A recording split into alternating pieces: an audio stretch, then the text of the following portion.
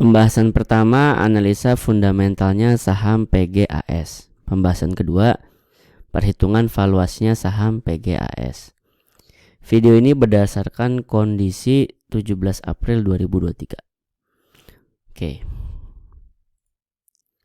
Kita ke bagian ekuitas. Ekuitas itu harta di luar hutang.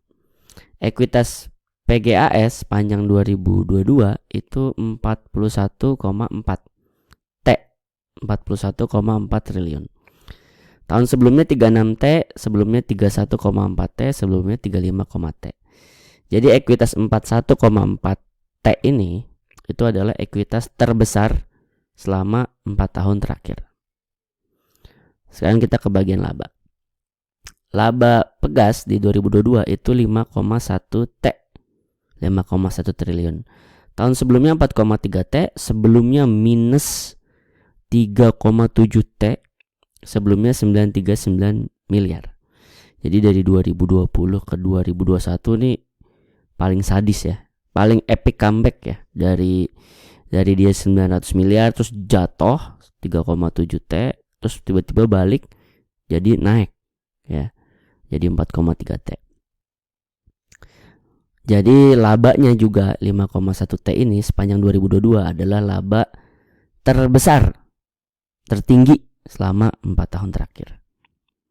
Nah, jadi kalau misalkan labanya naik terus dari tahun ke tahun, cuman pas 2020 jatuh, dan bahkan yang sekarang laba tertinggi dalam 4 tahun terakhir, ekuitas juga gitu, terus membesar dari tahun ke tahun, yang sekarang bahkan ekuitas terbesar, maka bisa kita simpulkan fundamentalnya Pegas ini mewah. Fundamentalnya Pegas ini bagus, fundamentalnya Pegas ini top chair gitu ya. Oke, itu kesimpulannya. Jadi soal fundamental udah dibahas gitu ya. Oh ya, boleh minta like dan subscribe-nya nggak? Kan kalau YouTuber kayak gitu tuh. Oke, sekarang kita masuk ke pembahasan kedua tentang valuasi atau sering disebut harga wajar. Buat yang baru pertama kali nonton video dari channel Saham Nyantai ini, saya izin ngingetin sesuatu dulu, sebentar doang. Layak atau tidaknya suatu saham sampai diinvest itu kalau lolos 3 kriteria penting. Fundamentalnya mewah, valuasinya murah, dan prospeknya cerah. Yang sering salah biasanya orang tuh di antara dua ini. Satu, mentang-mentang harganya murah langsung beli gitu. Lupa dia merhatiin fundamentalnya yang terupdate. Atau yang kedua, mentang-mentang fundamentalnya mewah, misalkan kayak Pegas nih ya, terus langsung beli. Lupa dia untuk memperhatikan valuasinya dulu. Nah, minimal 2 kriteria itulah diperhatiin. Syukur-syukur sampai kriteria ketiga diperhatiin, yaitu ngedalemin sampai prospeknya. Oh ya, ngomong-ngomong 3 kriteria ini, saya punya bocoran 3 saham yang like invest. Yang 3 sahamnya ini memenuhi 3 kriteria penting. Fundamentalnya mewah, kayak si Pegas tadi, valuasinya masih murah, yang mana kalau Pegas belum tahu, ini kita belum bahas. Prospeknya cerah menurut saya. Oke, itu saya punya bocoran 3 saham like investnya. Anda bisa akses sekarang juga lewat link yang saya taruh di deskripsi atau nanti setelah nonton video ini sampai selesai. Oke, tadi kita udah bahas fundamentalnya Pegas ya, yaitu mewah karena labanya dan ekuitasnya paling tinggi selama 4 tahun terakhir. Sekarang kita masuk ke valuasinya. Saya pribadi ngitung valuasi suatu saham menggunakan proyeksi dividen. Proyeksi itu apa? Proyeksi itu nebak-nebak berdasarkan data yang ada. Dividen itu apa? Dividen itu gini kan, perusahaan kan jalanin bisnis.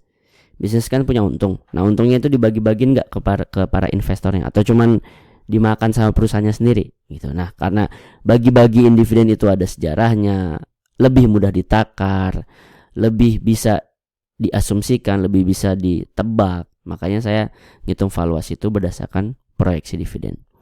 Nah, proyeksi dividen yang sekarang ini adalah proyeksi dividen 2023 ya, yang akan terjadi di 2023. Yang dibagikan keuntungan sepanjang 2022. Oke, kita ke contoh.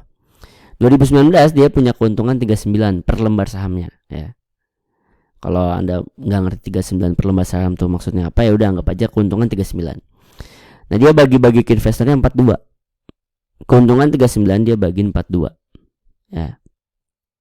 Ini bisa jadi karena dia terlalu baik, meskipun saya nggak setuju sih. Kalau 39 paling mentok baginya 39 juga gitulah ya.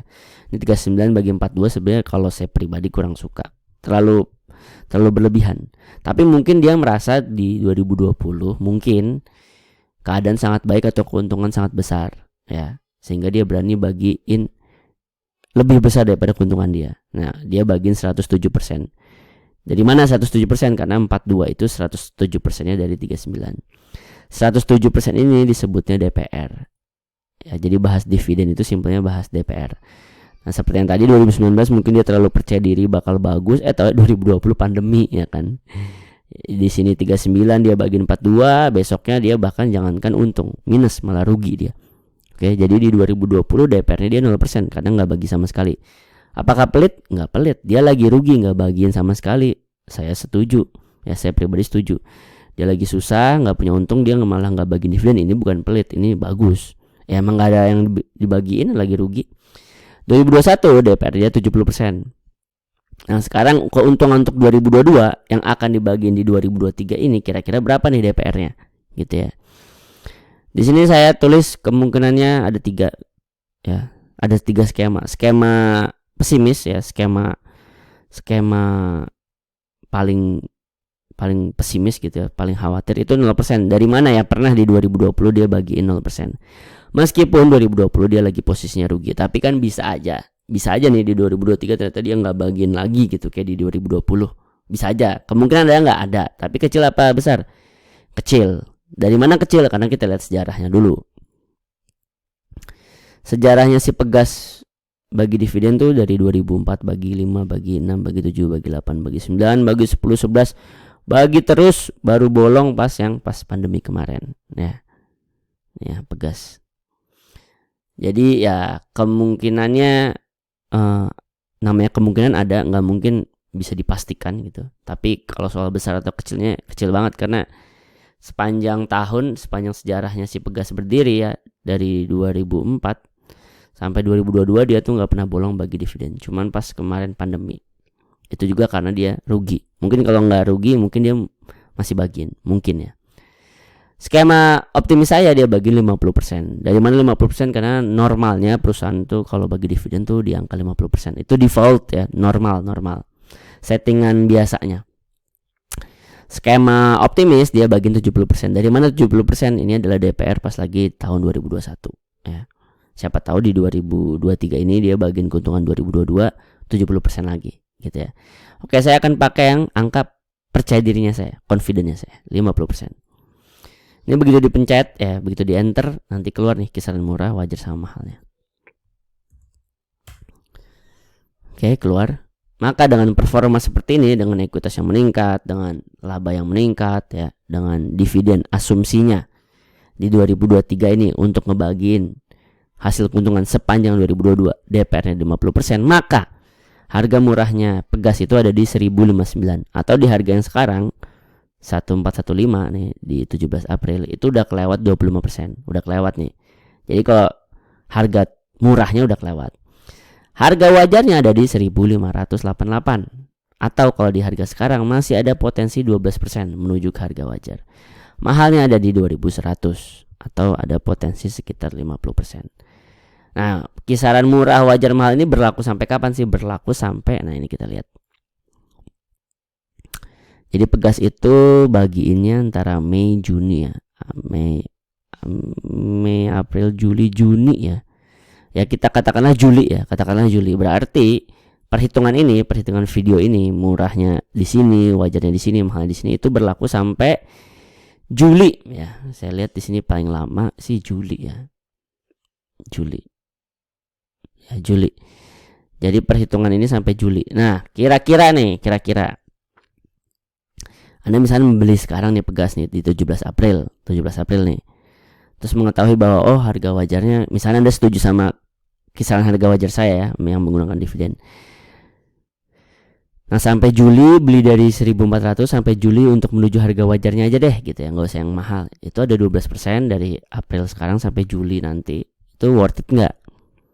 Ya, berharga apa enggak, atau masuk nggak di hitungan Anda? Itu hitungan kisaran harga wajar ya. Jadi saya nggak bilang ini pasti tercapai, enggak. Kalau misalkan dia menuju ke harga wajarnya, dia kira-kira kita dapat potensi 12%. Gitu kira-kira hitungannya. Nah, itu menurut Anda berharga apa enggak? berapa tuh, April, Mei, Juni, Juli, 3 tahun ya, 3 tahun 3 bulan gitu ya. Jadi kesimpulannya adalah fundamentalnya fundamentalnya Pegas mewah karena labanya meningkat, ekuitasnya membesar terus.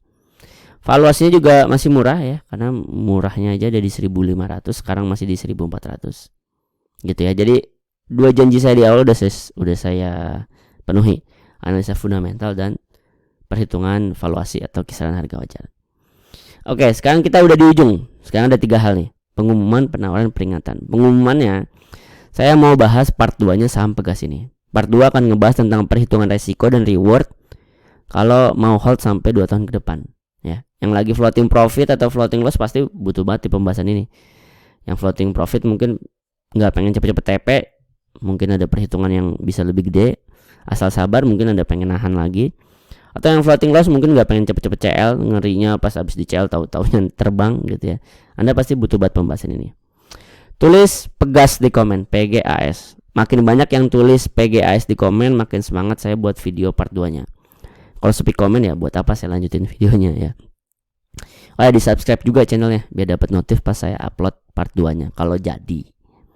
Itu tadi pengumuman. Sekarang penawaran saya. Penawaran saya kalau Anda mau dapat template Excel-nya ya.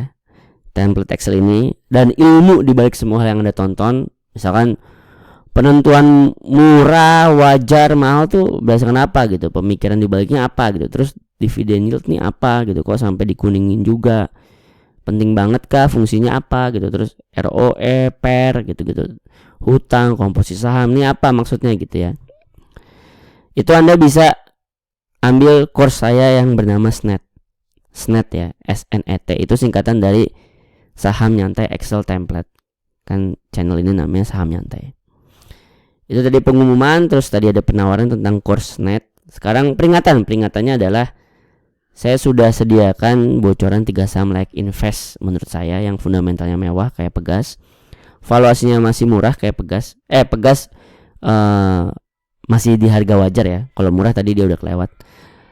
Dan prospeknya masih cerah juga menurut saya. Itu bisa Anda akses di saham layak invest ini. Jangan sampai nggak diakses, soalnya gratis. Jadi 3 kesimpulannya adalah Anda menonton Pegas part 2, tulis Pegas di komen. Anda mau bisa nganalisa sendiri terus dapat template Excelnya, Anda beli SNET. Anda mau ngintip 3 saham layak invest, Anda akses bocorannya. SNET dan akses bocorannya linknya saya taruh di deskripsi. Oke, SNET sama tadi kalau mau dapat 3 bocoran saham layak investnya, linknya dua-duanya saya taruh di deskripsi. Gitu aja. Kurang lebihnya mohon maaf. Assalamualaikum warahmatullahi wabarakatuh.